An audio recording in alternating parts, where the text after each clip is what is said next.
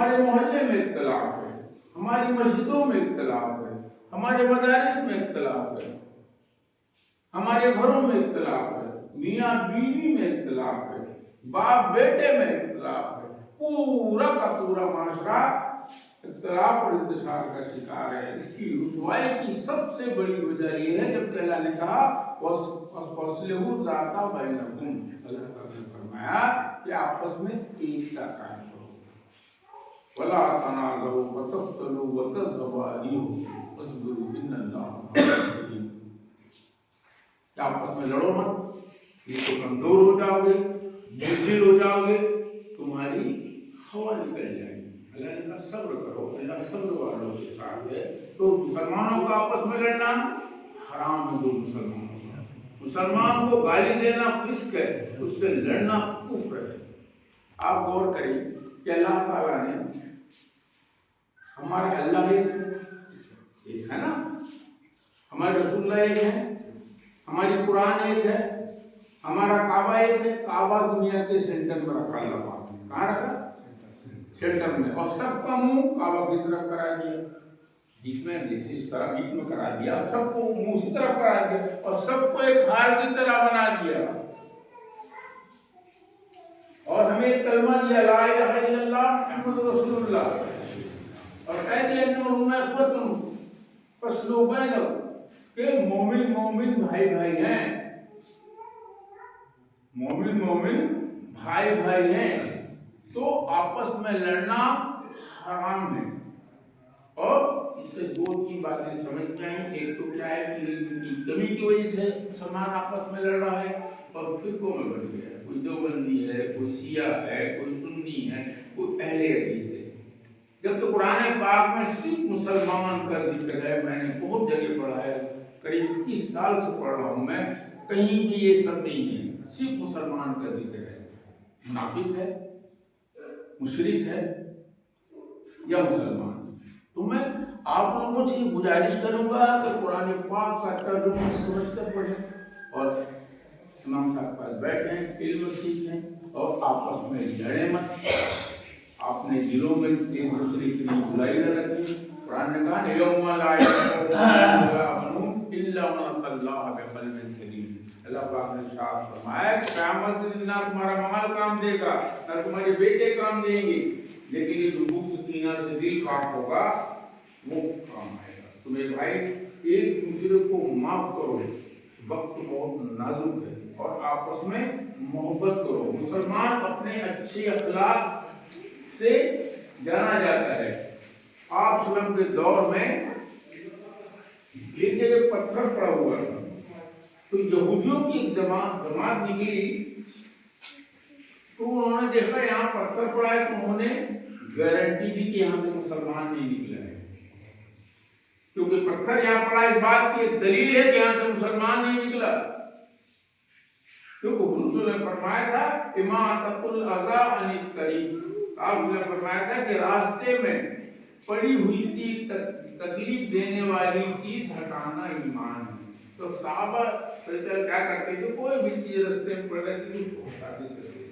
جب وہ پتھر پڑا تھا، یہودیوں کی جماعت نے یہ گواہی دی کہ یہاں سے کوئی ایمان والا مسلمان نہیں نکلا، اس بات کی دلیل ہے کہ پتھر پڑا ہوا ہے، کہیں بم گرتا ہے تو کہتے ہیں مسلمانوں نے گرایا ہے۔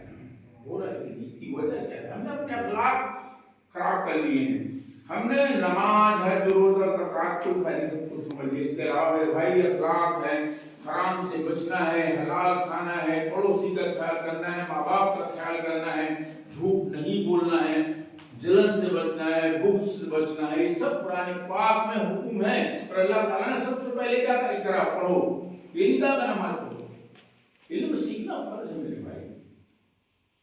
آپ دنیاوی علم بھی سیکھیں اور دینی علم بھی سیکھیں، دونوں چیزیں بیلنس ہے نا۔ یہ بات آپ کے سمجھ میں آ گئی کہ آپس میں لڑنا مسلمانوں کا حرام ہے۔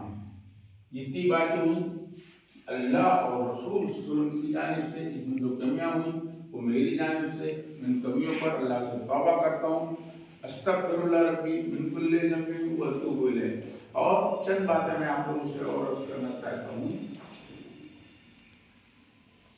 کل بنی آدم خطاؤن وخیر الخطاؤن توابون. آپ نے فرمایا کہ تمام کے تمام بنی آدم خطا کار ہیں، لیکن بہتر وہ ہے جو توبہ کرے. بہتر وہ ہے جو توبہ کر لے. اور آپ لوگوں کو یہ چیز اور بتا رہا ہوں میں کہ آپ لوگ جب آپس میں ملتے ہیں تو السلام علیکم ورحمۃ اللہ وبرکاتہ.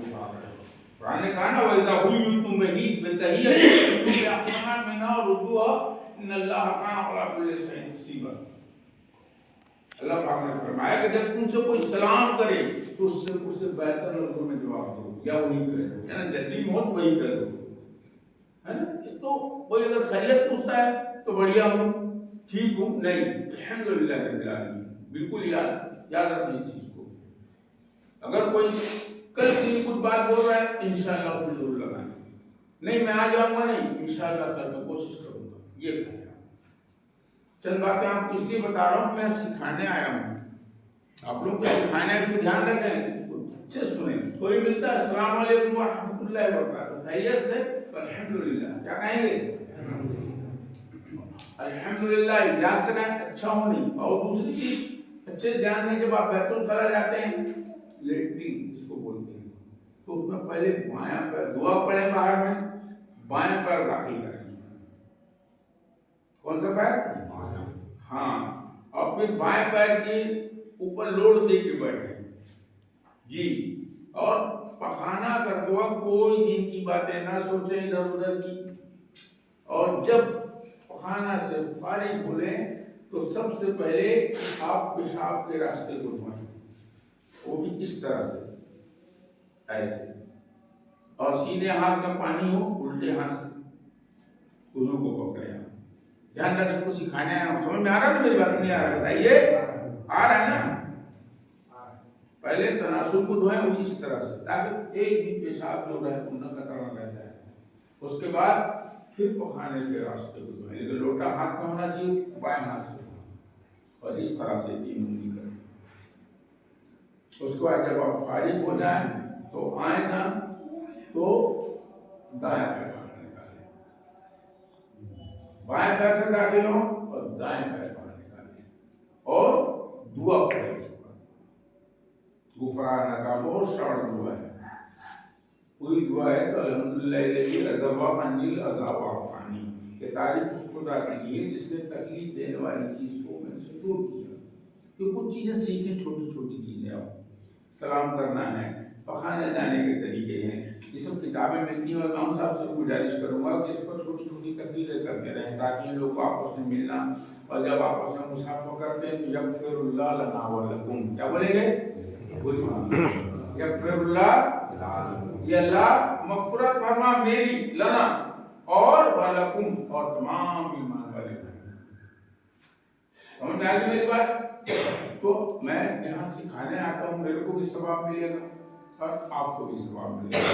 اپنے بچوں کو بھی تعلیم دیں، یہ چھوٹی چھوٹی چیزیں سکھائیں، اٹھنا بیٹھنا ملنا. اور اپنی بہو بیٹیوں کو پردہ کرنا سکھائیں. آج کا دور بہت خراب ہے، بہت حالات سنگین ہیں. کوئی بھی ایسے لباس بہائی کے لباس اپنی بچیوں کو نہ پہنائیں. ان الحیا والایمان قرنا جميعا فاذا رفع احدهما رفع الاخر. آپ نے فرمایا حیا اور ایمان ساتھ ساتھ رہتے ہیں. جہاں سے حیا چلی جاتی ہے وہاں سے ایمان چلا جاتا ہے. الحیا شعبۃ من الایمان. آپ نے فرمایا کہ حیا ایمان کا حصہ ہے. ونساء خاشعات عارضات مائلات منیرات. آپ نے فرمایا کہ کچھ عورتیں میری امت میں جہنم میں جائیں گی، ان کی پہچان یہ ہوگی تو لباس پہننے کے بعد بھی برہنہ ہوں گی، یعنی ایسے لباس پہنیں جس سے بے پردگی ہوتی ہو. تو اپنے بچوں کو، اپنی بچیوں کو، اپنی بیویوں کو اور اپنی اسلامی بہنوں کو اس چیز سے روکیں. پردہ کرنے کے لیے بولیں. پردہ اللہ اور رسول کو حکم ہے. کوئی چیز پردے میں رہتی ہے تو حفاظت سے رہتی ہے. آپ دیکھیے کہ سڑک میں آپ کھانا کھلا رکھیں گے، اس میں مکھی بیٹھے گی، اس میں دھوپ پڑے گی، اس میں کچرا جائے گا. اسی لیے اللہ تعالیٰ نے پردے کا حکم دیا ہے تو اپنی اسلامی بہنوں کو پردے کا بھی حکم دیں. ٹھیک ہے. استغفر اللہ. السلام علیکم ورحمۃ اللہ وبرکاتہ.